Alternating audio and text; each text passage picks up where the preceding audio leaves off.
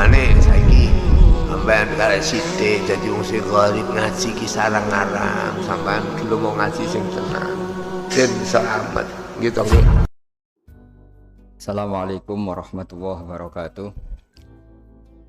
Alhamdulillahirabbil alamin wassalatu wassalamu ala asyrofil mursalin sayyidina maulana Muhammadin wa ala alihi washabihi asmain amma ba'du. Semua bapak-bapak, ibu-ibu, teman-teman yang sangat saya hormati, Bapak Iwan Nur Hidayat, Bapak Sodikin, Bapak Hindra, Ibu Eni Durhan, dan semua jamaah Muslim Indonesia di Kanada. Mohon maaf karena baru bisa hormat karena tadi ikut baca Yasin di keluarga mas saya yang barusan wafat. Tepaan ini kebetulan 7 harinya. Mengingat ini masih Idul Adha, meskipun agak kodok, agak terlambat. Idul Adha itu dari kata Id itu kembali banyak nikmat atau terulangnya nikmat-nikmat yang diberikan oleh Allah Subhanahu wa taala. Kemudian Al-Adha ini banyak yang mengatakan terkait dengan ibadah penyembelihan kurban, disebut Idul Adha atau Idul Kurban.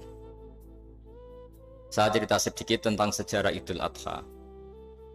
Dulu ada seorang malaikat yang menjelma sebagai manusia dan beliau ini komunikasi dengan Nabiullah Ibrahim.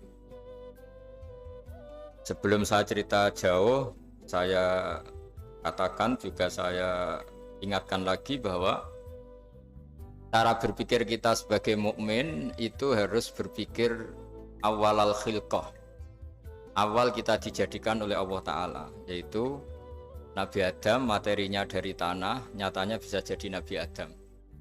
Kita dari sperma nyatanya bisa jadi manusia dengan konstruksi yang sempurna. Dengan cara seperti ini nanti bayangkan kekuasaan Allah yang tidak terbatas menjadi mudah. Saya teruskan, si malaikat tadi tanya ke Nabi Ibrahim, saya minta kambing kamu. Oh ya silahkan, asal kamu melantunkan kalimat tasbih. Terus dibaca tasbih, indah sekali, merdu. Terus bisa minta tambahan kambing? Ya, sampai beberapa kali. Demi Allah, ini baru kambing, baru hewan. Andaikan anak saya pun kalau demi Allah saya kurbankan. Singkat cerita, versi riwayat ini, suatu saat Nabi Ibrahim diuji dengan dimintanya anak untuk dikurbankan.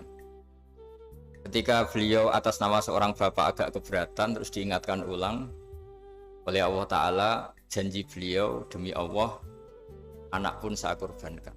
Walhasil akhirnya beliau melakukan itu. Dan karena Allah hanya menguji, tidak niat betulan supaya anak itu disembelih, akhirnya diganti oleh kambing.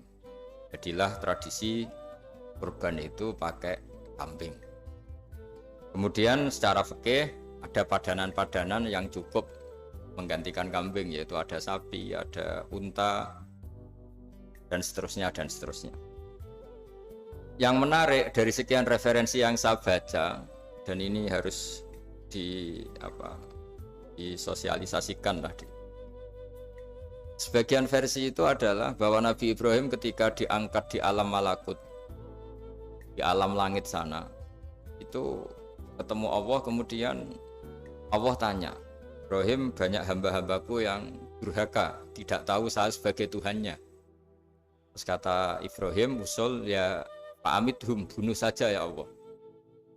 Setelah itu tanya lagi, ada yang zina, ada yang koruptor, ada yang pokoknya dosa-dosa yang buruk sekali. Dan di semua itu Nabi Ibrahim usul, mereka hidup di bumi engkau ya Allah, makan rezekimu ya Allah, maka mereka enggak sopan sekali, enggak ngerti engkau. Terus singkat cerita minta itu diadab, siksa. Suatu saat, versi referensi ini di kitab Hikam, kalau di kitab saya halaman 15 juz 2, suatu saat Nabi Ibrahim itu diminta sama Allah menyembelih Ismail. Citra ini penting sekali. Setelah disuruh menyembelih Ismail, Nabi Ibrahim komplain, Ya Allah, ini anak saya, samratu fuadi, buah hati saya, kenapa engkau seenaknya minta saya sembelih gitu. Gak bisa ya Allah, ini samratu fuadi, buah hati saya. Terus kata Allah, orang-orang yang durhaka yang kamu usulkan supaya saya bunuh itu hamba saya menciptakan mereka, saya mencintai mereka karena itu ciptaan saya. Anda enak saja usul saya matikan, saya bunuh. Sekarang ketika Anda usul saya tidak mikir, kenapa ketika saya usul kamu mikir? Terus akhirnya Nabi Ibrahim mau oke ya Allah. Setelah itu terus semenjak itu Nabi Ibrahim itu begitu sayang sama hamba-hambanya Allah. Sehingga dari cerita yang paling masyhur, ketika Abu Bakar As-Siddiq begitu lemah lembut sama hamba-hamba Allah yang lain, Nabi Muhammad mensepadankan dalam hal ini sama Nabi Ibrahim, hati kamu sehalus Ibrahim. Yaitu Nabi Ibrahim, beliau akhir-akhir punya komitmen, faman tabi'ani fa innahu minni wa man aswani fa innaka ghafurur rahim. Ya Allah, orang yang ikut sunnahku maka jelas bagian dari saya. Dan yang sedang durhaka, waman asoni, saya harapkan fa innaka ghafurur rahim, engkau maha pengampun, maha penyayang. Semenjak itu menjadi sunnatan muttaba'ah bahwa agama ini agama rahmatan lil alamin, bahwa melihat kemungkaran, melihat kebodohan, ketimpangan, itu komitmen kita ini membenahin, bukan menghabisin. Melihat kesalahan, komitmen kita ini in uridu ilal islaha mastata'tu, komitmen kita ini ingin lebih baik, bukan mengacaukan dunia ini. Semenjak itu terus syariat-syariat Islam disebut anit tabi millata Ibrahim Hanifa, bahwa kita mengikuti millahnya Ibrahim. Sebab itu kemudian setelah ini menjadi sunnatan mutaba'ah, bahkan banyak ulama yang berpendapat ketika Rasulullah SAW Mi'raj, itu dari sekian Nabi Ulul Azmi yang nggak ketemu itu Nabi Nuh. Nabi Nuh alaihissalam, padahal termasuk Nabi Ulul Azmi.